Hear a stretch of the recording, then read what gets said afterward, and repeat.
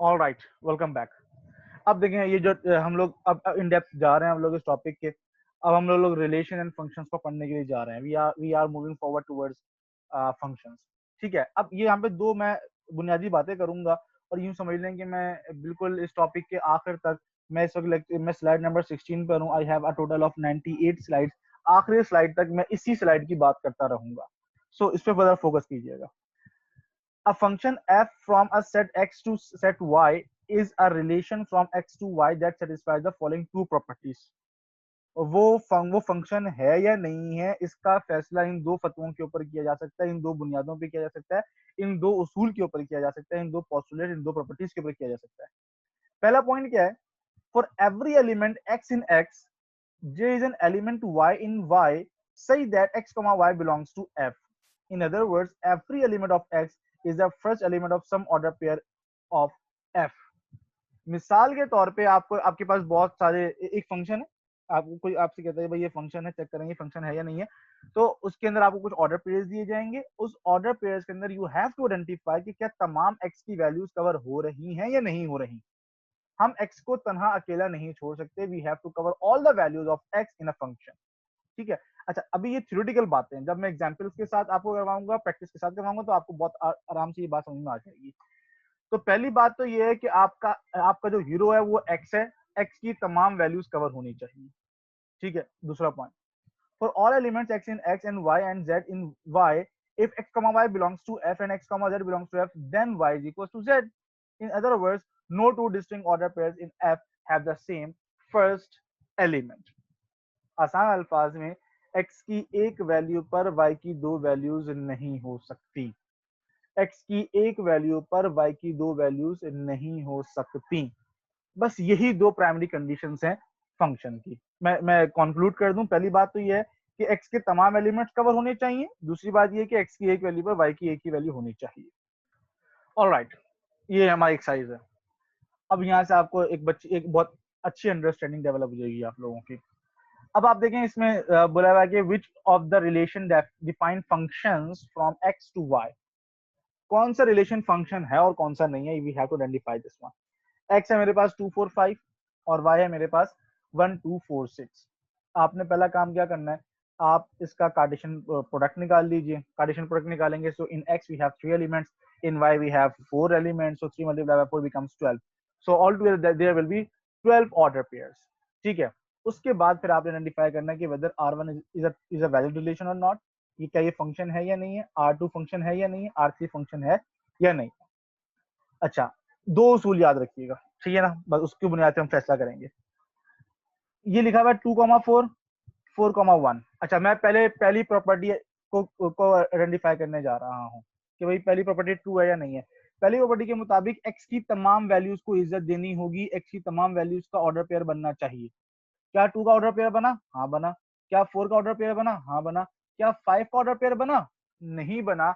X की एक value को इज्जत नहीं दी गई, हम इसको फंक्शन नहीं मान सकते। तो मैं कह दूंगा कि R1 is not a function, और यहाँ पे इसकी डिटेल्स भी लिखी हुई है। ठीक है। अच्छा, मूव फॉरवर्ड टूवर्ड्स R2। अच्छा, R2 को देखें अगर आप, तो पहली प्रॉपर्टी चेक कर रहा हूं मैं। क्या एक्स की तमाम वैल्यूज को इज्जत दी गई है? 2 को इज्जत दी गई? हाँ दी गई। क्या 4 को इज्जत दी गई है? माशाल्लाह 2 मरतबा दी गई है। अच्छा, क्या 5 को इज्जत दी गई है? हाँ 5 को इज्जत दी गई है। ठीक है जी, वैलिड है। पहली प्रॉपर्टी सेटिस्फाई हो गई है। अब दूसरी प्रॉपर्टी चेक करते हैं। दूसरी प्रॉपर्टी क्या कहती थी कि एक्स की एक वैल्यू पर वाई की एक वैल्यू होनी चाहिए। अगर एक्स की एक वैल्यू पर वाई की एक से ज्यादा वैल्यूज हुई तो फतवा जारी कर देना कि ये फंक्शन नहीं है। Let me take it out. तो एक्स की एक वैल्यू पर वाई की एक वैल्यू है। यहां पर एक्स की वैल्यू 2 मरतबा इस्तेमाल हो रही है। एक्स की एक वैल्यू है 4, लेकिन उसमें वाई की दो वैल्यूज आ रही हैं। एक मरतबा 1 आ रहा है, एक मरतबा 2 आ रहा है। So this is wrong, this is wrong. और ये डेविएशन है प्रॉपर्टी नंबर 2 की, जो ये कहता है, जो प्रॉपर्टी ये कहती है कि एक्स की एक वैल्यू पर वाई की एक ही वैल्यू होनी चाहिए, एक से वैल्यूज नहीं होनी चाहिए। इसीलिए R2 भी फंक्शन नहीं है। Moving forward towards R3। R3 में मैं पहली कंडीशन सेटिस्फाई करने के लिए जा रहा हूँ कि क्या एक्स की तमाम वैल्यूज को कंसीडर किया गया। 2 4 5, 2 4 5, यस ऑल राइट, ठीक है जी, तीनों को इज्जत मिली है। क्या कहीं x की एक वैल्यू पर y की दो वैल्यूज तो नहीं है? द आंसर इज नो, ऐसा भी नहीं है।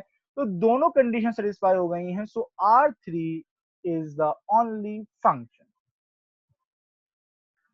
Alright, now try to solve exercise number 2। Pause the video and try it by yourself.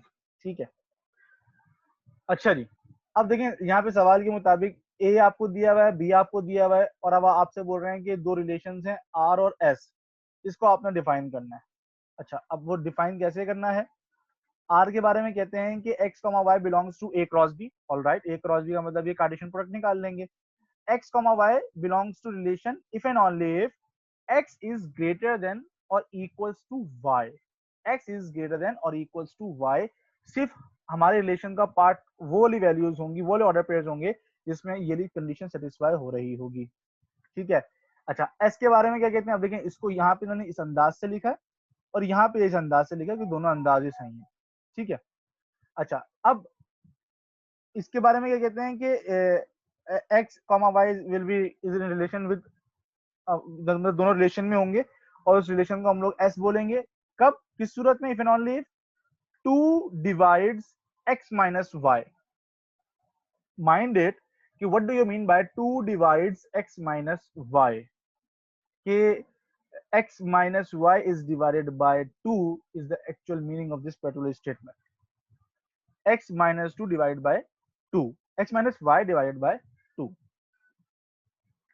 अच्छा जी, तो इसका सबसे ज्यादा आसान तरीका क्या है कि आप सबसे पहले तो वैसा कार्टेशियन प्रोडक्ट मालूम कर लीजिए, a क्रॉस b का ना। ठीक है ना, तो वो क्या बन जाएगा? 4 5 4 6 5 5 5 6 6 5 6 6। ठीक है जी, अच्छा अब पार्ट ए के मुताबिक आपने आर और एस के सेट ऑफ ऑर्डर पेयर्स निकालने हैं। तो आप जब आर की बात करने के लिए जाएंगे तो जस्ट जस्ट सी दैट ये इसके आंसर्स हैं। जस्ट सी दैट कि कंडीशन क्या थी कि x should be greater than equals to y। x should be greater than equals to y। अब आप अपने ऑर्डर पेयर्स चेक करें। चलिए, मैंने इसके अंदर ऑर्डर पेयर्स बना लिए, तो अब आप देख सकते हैं, तो मैं कंडीशन सेटिस्फाई करवाने के लिए जा रहा हूँ। x is greater than equals to y, x is greater than equals to y. Is this true or false? This one is false. X is greater than equals to y. Is this true or false? It is false. X is greater than equals to y. Is it true or false? Yes, it is true. Okay, 5 is equals to 5. So this will be the part of my relation R. फिर मैंने check किया, x is greater than equals to y. False. X is greater than equals to y. Yes, it is true. This is a part of my answer. X is greater than equals to y. Is it true or false? Yes, it is true. So that's why it is a part of my relation R, function R. All right, अच्छा अब जो दूसरा था वो क्या था? वो ये था कि भाई x and y is in relation belongs to S if and only if x minus y is divided by 2, यानी कि 2 डिवाइड एक्स माइनस वाई, यानी कि x minus y is divided by 2। अच्छा, अब आप इसको चेक करें, एक्स दिस इज ये एक्स कॉमा वाई, तो 4 minus 5 becomes -1, -1 is divided by 2, is this exactly divisible or not? The answer is no। तो ये हमारा रिलेशन का पार्ट नहीं होगा, हमारे आंसर का पार्ट नहीं होगा। अगला है 4,6। 4,6 में क्या होगा? 4 - 6 is equals to -2 and -2 divided by 2 becomes -1। Yes, it is exactly divisible, so that would be the part of my answer। 5,5 becomes 5 minus 5 becomes 0 and 0 divided by 0, 0 divided by 2 becomes 0। so इसका मतलब ये कि हाँ, ये भी exactly divisible है। so this will be the part of my answer। then we have 5,6, the answer would be 1। 6, इसका answer -1 होगा, इसका आंसर 1 होगा, इसका आंसर अगेन 0 हो जाएगा and 0 divided by 2 becomes 0। ठीक है, ये मेरे आंसर का पार्ट हो जाएगा। ऑलराइट, अच्छा आप देखिए, इसका तीसरा पार्ट था इंडिकेट वेदर आर और एस इज अ फंक्शन। अब इसको हमने अभी रिलेशन निकाला है, अब हम निकालने जा रहे हैं कि क्या ये फंक्शन है या नहीं है। तो मैंने इसको देखा आर को, याद है दो कंडीशन याद है आपको। पहली कंडीशन क्या थी कि एक्स की तमाम वैल्यूज कवर होनी चाहिए। भाई एक्स क्या है इसके अंदर? 4 5 6, तो क्या 4 5 6 सबको इज्जत दी गई है? 5 और 6 को इज्जत दी गई है, 4 को इज्जत नहीं दी गई, इसलिए मैं कह दूंगा कि R is a relation but R is not a function। ठीक है, अच्छा, जो दूसरा था उसमें चेक कर लेते हैं। पहली कंडीशन क्या थी कि क्या x की तमाम वैल्यूज को इज्जत दी गई है। x की तमाम वैल्यूज का मतलब क्या है, 4 5 6। तो मैंने चेक किया 4 5 6, हाँ तीनों को इज्जत दी गई है, बिल्कुल ठीक है। पहली जो प्रॉपर्टी है वो सेटिस्फाई हो गई है। दूसरी प्रॉपर्टी क्या थी कि x की एक वैल्यू पर y की एक ही वैल्यू होनी चाहिए, और आप यहाँ पर देख लें कि x की एक वैल्यू पर y की एक ही वैल्यू है। ये दोनों प्रॉपर्टीज को सेटिस्फाई कर रहा है, इससे मैं ये फतवा जारी कर सकता हूँ कि yes this is a function. Okay जी, लेट्स मूव फॉरवर्ड। ये फंक्शन की डेफिनेशन लिखी हुई है, जो बात हम पीछे पढ़ के आ चुके हैं उसको यहाँ पे रिफ्रेश कर दिया गया। यहाँ पे उसकी वही 2 पॉइंट्स। अब चूंकि हम लोग एरो डायग्राम से निकालने के लिए जा रहे हैं, तो वही 2 प्रॉपर्टीज हैं, तो वो यहाँ पे रिपीट कर दी गई हैं। हमें उन दोनों पर ही फोकस करना है, ठीक है। Let's see. अब इसको देखिए, एरो डायग्राम बनाने का तरीकेकार क्या है। आपके पास 2 सेट्स हैं, एक है एक्स एक है वाई। एक्स की वैल्यूज हैं ए बी सी, जबकि वाई की वैल्यूज है 1 2 3, 1 2 3 4। ठीक है, अब मुझे एक फंक्शन बनाना है x2y। देखिए मेंशन है x2y, y2x अलग होगा, x2y अलग होगा। तो इन्होंने क्या बोला, x2y। फाइन। अच्छा, अब इसको बनाएंगे कैसे, उसके लिए आपको ये चीज गिवन होनी चाहिए। तो मैंने क्या किया, पहला जो सर्किल या समथिंग लाइक ओवल मैंने बनाया हुआ है, इसके अंदर मैंने x की वैल्यूज रख दी है ए बी सी। फिर मैंने क्या किया, यहाँ पे मैंने y की वैल्यूज रखी है। ऑलराइट। अब ये कहा गया है कि f of a is equal to 2, यानी कि a की वैल्यू क्या है, 2। तो मैंने यहाँ से a से एक एरो निकाला, उसको 2 तक ड्रॉप कर दिया, a की वैल्यू 2 हो गई। यहाँ से a की वैल्यू 2 है। फिर b की वैल्यू कितनी होनी चाहिए, 4। तो b को मैंने डायरेक्ट कर दिया टूवर्ड्स 4। और फिर c की वैल्यू कितनी है, 2। c की वैल्यू भी कितनी है, 2। तो ये इस तरीके से मैंने इसकी एक एरो डायग्राम बना ली है। और आप अगर गौर करें तो क्या ये फंक्शन है या नहीं है, इस बात का फैसला भी कर लें। तो so the answer is yes, this is a function. कैसे पता चला, अगेन 2 प्रॉपर्टी चेक कर लीजिए। एक्स की क्या तमाम एक्स को कवर किया जा रहा है, आप गौर कर लें। हर एक्स में से हर एक्स की वैल्यू में से एरो निकल रहा है, इसका मतलब ये कि हर एक्स के अगेंस्ट में वाई की कोई ना कोई वैल्यू मौजूद है।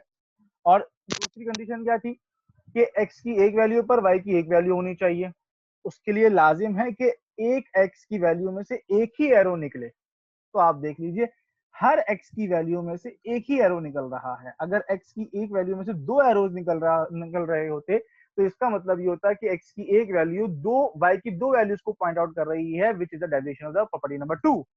But this is not the case right here. ऐसा यहाँ पे नहीं है। एक्स की एक वैल्यू पर वाई की एक ही वैल्यू और तमाम एक्स की वैल्यूज को कवर भी किया जा रहा है, इसलिए मैं कह दूंगा कि yes this is a function. Okay जी। अब इस स्लाइड पे देखें आप कि आपको 2 डायग्राम्स दिखाई गई हैं, ठीक है। और आपसे ये पूछा जा रहा है इनमें से कौन सा फंक्शन है और कौन सा फंक्शन नहीं है। तो आप पहला वाला देखें, ए पार्ट ए को अगर आप गौर करें, तो ये एक रिलेशन है एक्स और वाई के दरमियान में। तो प्रॉपर्टीज चेक कर लें बस आप। पहली प्रॉपर्टी क्या थी कि एक्स की तमाम वैल्यूज को कवर करना चाहिए। एक्स की तमाम वैल्यूज को कवर करने का मतलब ये कि एक्स की तमाम वैल्यूज में से कोई एक ना एक एरो जरूर निकलना चाहिए। लेकिन अगर आप गौर करें तो बेचारे 5 को लिफ्ट नहीं करवाया गया। 5 में से कोई एरो नहीं निकल रहा, तो मैं दूसरी प्रॉपर्टी चेक ही नहीं करूंगा, मैं यहीं पे फतवा जारी कर दूंगा कि नहीं this is not a function, क्योंकि एक्स की तमाम वैल्यूज यानी कि 5 को कवर नहीं किया गया। ऑलराइट, मैं पार्ट बी की तरफ आता हूँ। पार्ट बी में पहली कंडीशन चेक करता हूँ कि भाई एक्स की तमाम वैल्यूज को कवर किया जाना चाहिए, यानी कि एक्स की तमाम वैल्यूज में से एक एरो निकलना चाहिए। तो मैंने देखा हाँ, एक्स की तमाम वैल्यूज को कवर किया जा रहा है, एक्स की तमाम वैल्यूज को इज्जत दी जा रही है। ऑलराइट, जो दूसरी प्रॉपर्टी थी उसमें क्या देखना होता है कि भाई एक्स की एक वैल्यू में से एक ही एरो निकलना चाहिए। अगर एक से ज्यादा वैल्यूज को वो पॉइंट आउट कर रहा है, तो इसका मतलब ये कि there exist more than one values of y against a single value of x, which is the derivation of the property number 2। तो आप यहाँ पे देखें तो 2 सही है, 5 भी सही है, लेकिन 4 को देखें आप। 4 का एक एरो 1 की तरफ जा रहा है और 4 का एक एरो 4 की तरफ जा रहा है, which is the derivation of property number 2। कि भाई x की एक वैल्यू पर y की एक ही वैल्यू होनी चाहिए, एक से ज्यादा वैल्यूज होंगी तो हम फतवा जारी कर देंगे this is not a function. तो इसका मतलब ये हुआ कुल मिलाकर a और b ये दोनों नॉट अ फंक्शन है।